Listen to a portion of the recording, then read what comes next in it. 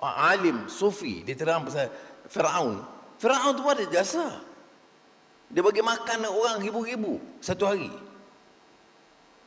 Dia bagi gaji pekerja dia ribu-ribu. Jasa lah tu. Tapi jasa apa? Jasa Firaun. Berapa kali dah saya baca Al-Quran, saya tak pernah tengok pun dalam Al-Quran Allah mengatakan Firaun ni berjasa.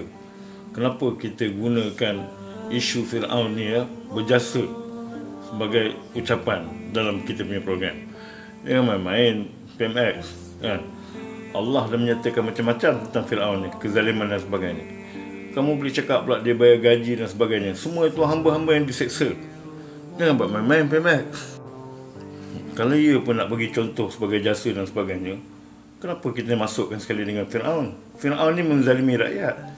Kecuali orang yang mengatakan Firaun ni berjasa, samalah pemimpin tu yang memerintah negara ini yang mana kononnya berjasa sedangkan jasa-jasanya penuh kezaliman terhadap rakyat.